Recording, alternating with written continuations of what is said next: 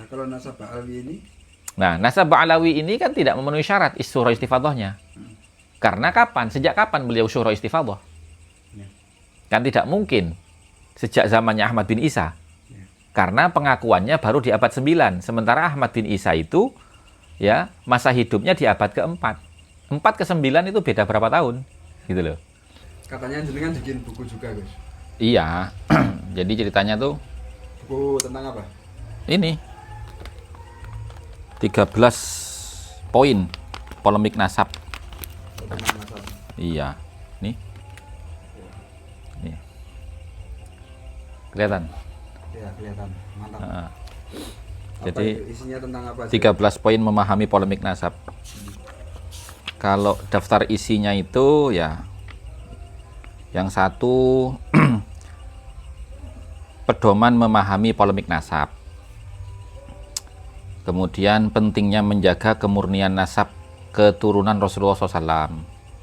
Kaedah penetapan nasab menurut para ulama ahli nasab. Itu. Terus sebab-sebab batalnya nasab atau keraguan di dalamnya.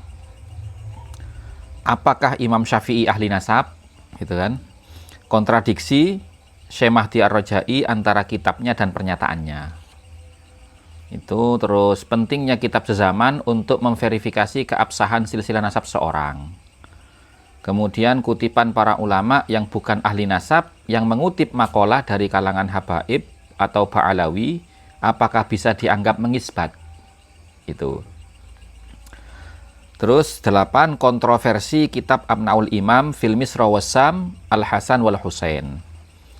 Kontroversi kesayyidan kaum Ba'alawi atau habaib. Kontroversi kitab Ar-Raudul Jali. Lebih baik salah mencintai daripada salah membenci. Kemudian yang ke-12, korelasi metode Al-Qiyafah dengan tes DNA. 13, perlu kita pahami definisi tesis itu apa dan apa yang disebut tesis, apa saja syarat untuk bisa disebut tesis. Itu yang terakhir. Ini semacam buku saku gitu ya. Ya, jadi buku ini saya buat itu karena permintaan teman-teman di YouTube maupun di TikTok ya, yang DM saya untuk membuat buku saku seputar polemik nasab selama 2 tahun terakhir ini. Gitu. Akhirnya saya bikinlah sesuai dengan apa yang saya alami selama 2 tahun di dalam mengomentari juga membahas tentang polemik nasab, ya ini 13 poin ini yang sering diperdebatkan di medsos gitu. Ya alhamdulillah untuk pertama ini kita cetak 2000 buku dan 1.500 sudah laku. Wah, Tinggal 500 yang belum laku. berarti kalau mau beli ini harus cepet-cepetan ya? Iya, 500. iya monggo. Mumpung masih ada 500 monggo silahkan gitu. Pokoknya nanti ya, nomor teleponnya saya J, cantumkan di sini. J, Langsung ke Gus Hasan. J, ngoten niku. Jadi untuk teman-teman yang ikut berkomentar di polemik nasab di medsos, dengan membaca buku ini dia bisa paham arahnya kemana, maksudnya bagaimana dan seperti apa. Gitu. Ya tujuan saya sih sebenarnya untuk menggalang dana tadinya, menggalang dana pembuatan pondok pesantren saya bikin buku ini. Insya Allah ada yang kedua, cuma belum selesai, tentang meluruskan sejarah sesuai dengan manuskrip dan sejarawan lokal Nusantara. Itu artinya kan gini, manusia itu kan harus take and give ya, saling memberikan manfaat. Jadi saya memberikan manfaat dengan buku itu, panjenengan memberikan manfaat ke saya untuk membantu pembangunan pesantren. Itu tujuannya. Ini baru selesai, baru 100 ini yang jadi, tinggal 1.800-nya insya Allah hari Selasa sudah selesai semua. Tapi yang 1.500-nya iya, sudah laku, tinggal kirim-kirim. Iya, sebelum buku dicetak sudah laku 1.500, tinggal kirim-kirim karena data pemesannya sudah ada semua. Berikut dengan alamat dan nomor teleponnya tinggal kirim-kirim aja. Gitu. Tinggal 500 yang belum ini. Memang saya bikin spare 500 itu. Gitu. Halaman 25. Apakah Imam Syafi'i ahli nasab? Itu judulnya. Karena ini kan sering dibicarakan sama teman-teman kan gitu loh. Emang Imam Syafi'i ahli nasab? Gitu loh. Imam Syafi'i kan ahli fikih. Yo tidak. Imam Syafi'i itu kan mujtahid mutlak toh, gitu loh.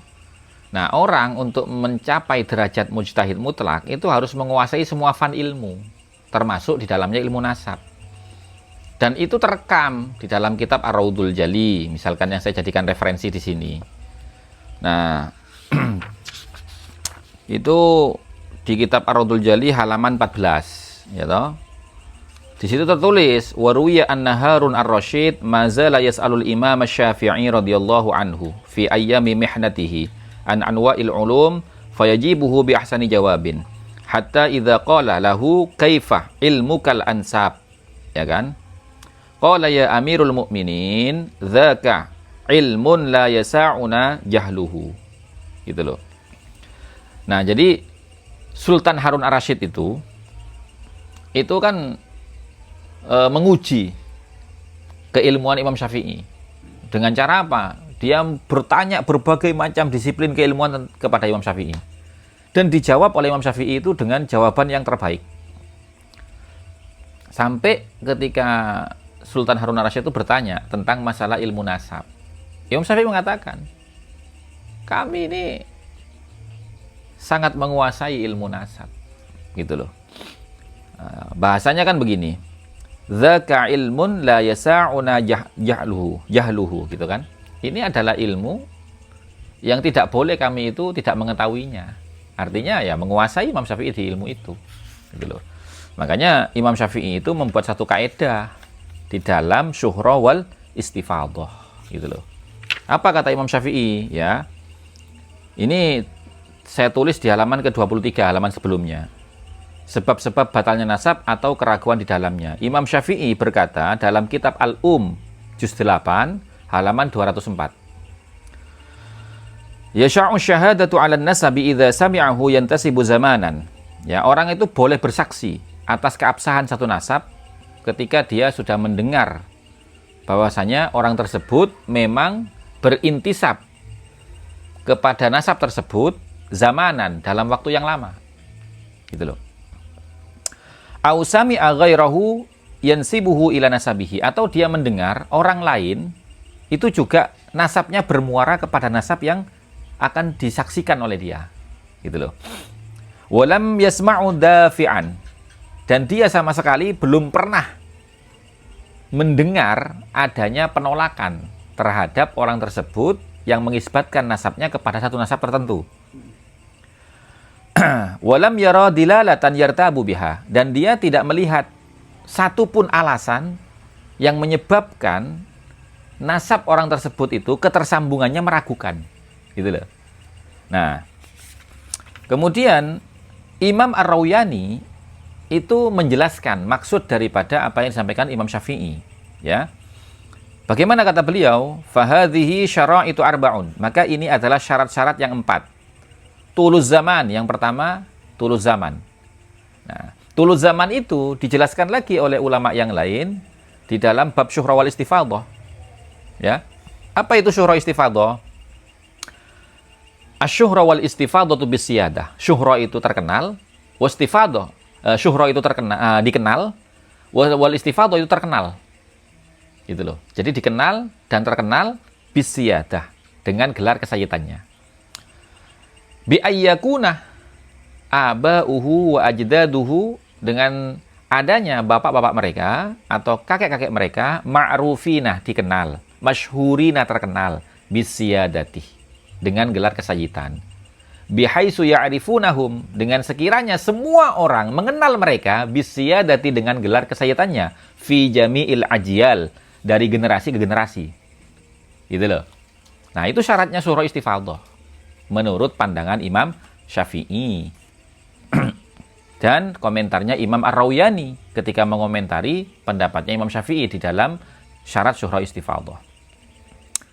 Kemudian wa nasabu ghairuhu iyahu, dan ada nasab lain, ada orang lain yang nasabnya juga bersambung kepada nasab yang sedang diklaim dia. Gitu loh. Wa adamud dafi', dan tidak ada penolakan. Wa adamul adillatil lati hiya sababur ribah, dan tidak ada alasan-alasan yang menyebabkan nasab tersebut diragukan. Maka itu namanya syuhra istifadhah. Nah, kalau nasab Ba'alawi ini? Nah, nasab Ba'alawi ini kan tidak memenuhi syarat syuhra istifadhahnya. Karena kapan? Sejak kapan beliau syuhra istifadhah? Ya.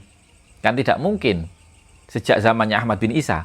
Ya. Karena pengakuannya baru di abad 9. Sementara Ahmad bin Isa itu ya masa hidupnya di abad keempat. 4 ke 9 itu beda berapa tahun? Gitu loh. Nah, di abad ke-9 baru Ali As-Sakran itu mengklaim bahwasanya nasabnya bersambung kepada Rasulullah melalui Alwi bin Ubaidillah yang diklaim sebagai salah satu anaknya Ahmad bin Isa, ya toh? Itu belum syuhra istifadhah. Belum. Karena di kitab Al-Burqatul Musiqa itu ya jelas tertulis di situ nama daripada pengarangnya itu menggunakan gelar Syekh Ali bin Abu Bakar As-Sakran, tidak menggunakan gelar Sayyid atau Habib. Gitu loh. Artinya ketika dia mengaku sebagai duriannya Nabi, itu belum dikenal orang. Berarti kan tidak sesuai dengan persyaratan syuhra istifadhahnya Imam Syafi'i. Tuluz zaman. Tuluz zaman itu dari masa pongkol nasabnya hidup, yaitu Ahmad bin Isa, sampai sekarang. Tidak boleh ada putus. Makanya Kiai Imad mengatakan keterputusan sanad periwayatan silsilahnya. Maka itu menjadikan dilalah allati hiya sababur ribah. Alasan-alasan yang menyebabkan nasabnya diragukan. Gitu loh. Itu kira-kira isinya. Untuk lebih jelasnya, ya silakan dibaca sendiri. Ya. Gitu. Betul.